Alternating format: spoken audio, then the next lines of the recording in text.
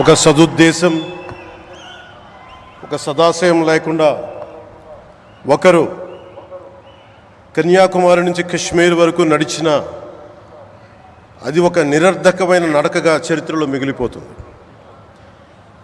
కానీ ఒక సదాశయంతో, ఒక సత్సంకల్పంతో ఇంకొకరు కన్యాకుమారి నుంచి కశ్మీర్ వరకు ప్రజలందరితో మమేకమై వారందరినీ ఏకతాటిపైన నడిపిస్తే అది ఆత్మనిర్భర భారత్ అవుతుంది. అదే కన్యాకుమారి నుంచి కశ్మీర్ వరకు ప్రజలకి వారి పరిసరాల శుభ్రత యొక్క బాధ్యతను తెలియజేస్తే అది స్వచ్ఛ భారత్ అవుతుంది. అదే కన్యాకుమారి నుంచి కశ్మీర్ వరకు ప్రజల గుండెల్లో దేశభక్తి, ధైర్య సాహసాలతో నింపితే అది పటిష్టమైన, బలిష్టమైన భారతం అవుతుంది. అది ఒక రోజున అఖండ భారతం అయి తీరుతుంది.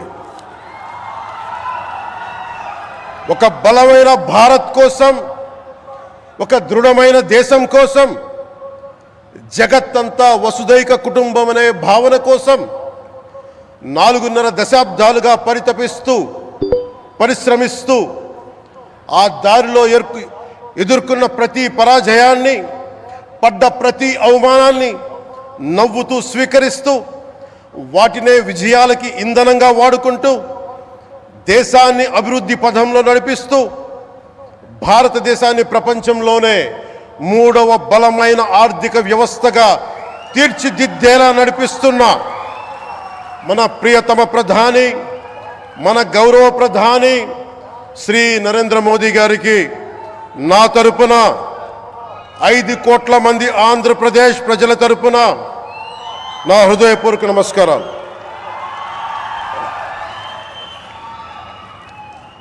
విద్యార్థి నాయకుడిగా రాజకీయాల్లో ప్రవేశించి రెవెన్యూ మంత్రిగా, ఆర్థిక మంత్రిగా మొదలై తెలుగుదేశంకి రథసారథి అయి 4వసారి ముఖ్యమంత్రి అయి తెలుగు ప్రజల్ని అభివృద్ధి పదంలో నడిపిస్తున్న దార్శనికులు, రాజకీయ ఉద్దండులు గౌరవ ముఖ్యమంత్రి శ్రీ నారా చంద్రబాబు నాయుడు గారికి నా హృదయపూర్వక నమస్కారం.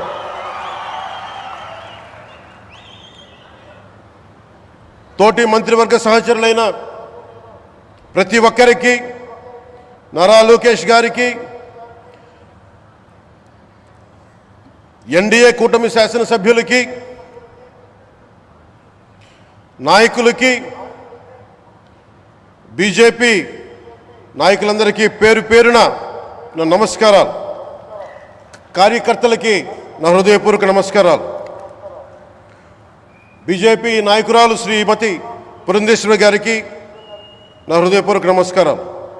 మా ఎన్డీఏ కూటమికి 164 అసెంబ్లీ స్థానాలు, 21 మంది పార్లమెంట్ సభ్యులనిచ్చి మమ్మల్ని వారి విలువైన ఓటుతో వేసి గెలిచిన ప్రతి ఒక్కరికి ఆడపడుచులకి, అక్క చెల్లెళ్ళకి, పెద్దలకి, పిన్నలకి, యువతులకి, యువకులకి పేరు పేరున నా హృదయపూర్వక నమస్కారాలు.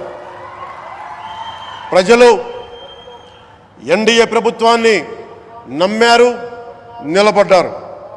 అలా నిలబడినందుకే ఈ రోజున మన గౌరవ ప్రధానమంత్రి గారి సారథ్యంలో ఈ ప్రారంభోత్సవాలు కానీ, శంకుస్థాపనలు కానీ, అది దక్షిణ కోస్తా రైల్వే జోన్ కావచ్చు, కృష్ణపట్నం ఇండస్ట్రియల్ పార్క్ కానీ, గ్రీన్ హైడ్రోజన్ హబ్ కానీ, అనకాపల్లి బల్క్ డ్రగ్ పార్క్ కావచ్చు, 6 కొత్త రైల్వే ప్రాజెక్టులు కావచ్చు, వీటన్నిటిని వచ్చే పెట్టుబడి దాదాపు 2,10,000 కోట్ల రూపాయల పెట్టుబడులు, 7.5 లక్షల మందికి ఉపాధి అవకాశాలు.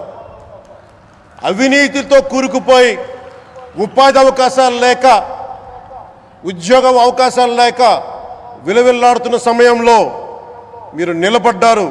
అందుకే ఈ రోజున ఈ 2 లక్షల పైచిలుకు పెట్టుబడితో 7.5 లక్షల ఉపాధి అవకాశాలు లభించి మనందరికీ ఇచ్చినందుకు మనస్ఫూర్తిగా ప్రధానమంత్రి శ్రీ నరేంద్ర మోదీ గారికి చేతులెత్తి నమస్కరిస్తున్నాం.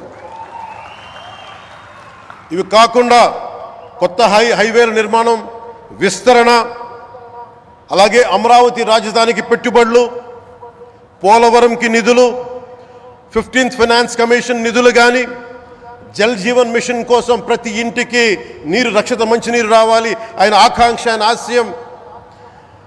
మనకు గంట కాదు 24 గంటలు రావాలని పడ్డ తపన ప్రధానమంత్రి గారిది. వీటన్నిటికీ చేయగలుగుతున్నాం, ముందు ప్రారంభించామంటే మీరు మా మీద పెట్టిన భరోసా, మా మీద పెట్టిన నమ్మకం, గౌరవ ప్రధానమంత్రి గారి మీద మీరు చూపించిన నమ్మకం. ఈ రోజున అది 2 లక్షల పైచులకు పెట్టుబడులుగా ఇక్కడికి వచ్చింది. ఎక్కడో మన మారుమూల గ్రామాల్లో 70 సంవత్సరాల పాలనలో గ్రామాలకి రోడ్డు లేదు. ప్రధానమంత్రి సడక్ యోజన కింద ఈ రోజున మనం మారుమూల గిరిజన గ్రామాల్లో కూడా రోడ్లు వేయగలుగుతున్నామంటే దానికి ముందుండి మాకు వెన్నుతట్టి మాకు నిధులు సమకూరుస్తుంది నరేంద్ర మోదీ గారు. భారతం అభివృద్ధి పదంలో ఎందుకు చేశారు ఇవన్నీ అంటే, భారతదేశం అన్ని రాజ్యాలు, అన్ని రాష్ట్రాలు ఏ ఒక్కరు కూడా అభివృద్ధిలో వెనకపడకూడదు. అది మనకి తెలంగాణ కావచ్చు, ఆంధ్రప్రదేశ్ కావచ్చు, ఆంధ్రప్రదేశ్లోని ఉత్తరాంధ్ర, రాయలసీమ, మనకి కోస్తాంధ్ర కావచ్చు, ఎక్కడా కూడా ఏ ప్రాంతం కూడా వెనుకపడకూడదు. అభివృద్ధిలో అందరికీ సమాన వాటా ఉండాలని చెప్పే ఈరోజు ఇన్ని పెట్టుబడులు. ఈ మోదీ గారి సంకల్పానికి, సహకారానికి, ఆయన గైడెన్స్కి మనస్ఫూర్తిగా నా కృతజ్ఞతలు.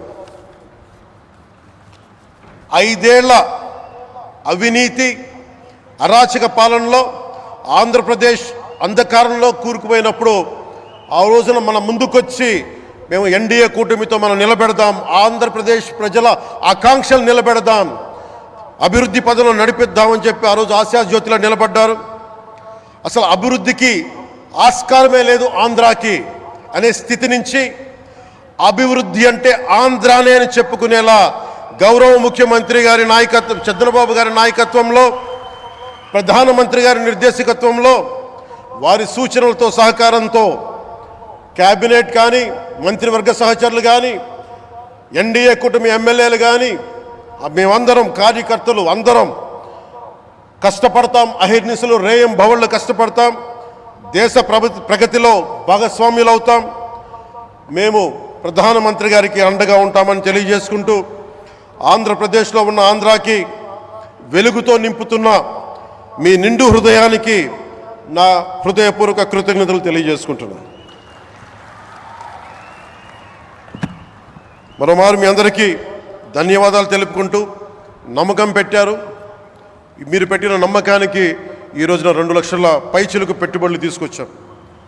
ప్రధానమంత్రి గారు ఉండటం వల్ల, సమర్థవంతులైన చంద్రబాబు గారు ఉండటం వల్ల మేమందరం నేర్చుకోవడానికి, పనిచేయడానికి సంసిద్ధంగా ఉన్నాం. సో మీరందరూ ఇదే సహకారం ఇవ్వాలని మనస్ఫూర్తిగా కోరుకుంటూ, ఆ భగవంతుడు, ఆ లక్ష్మీ నరసింహుడు ఈ దేశాన్ని మరింత ప్రగతి పదంలో నడిపించేలా గౌరవ ప్రధానమంత్రి శ్రీ నరేంద్ర మోదీ గారికి దీర్ఘాయుష్ ఇవ్వాలి, ఆరోగ్యం ఇవ్వాలని మనస్ఫూర్తిగా కోరుకుంటూ, ఆ లక్ష్మీ నరసింహుడిని వేడుకుంటూ సెలవు తీసుకున్నాను. జై భారత్, జై హింద్.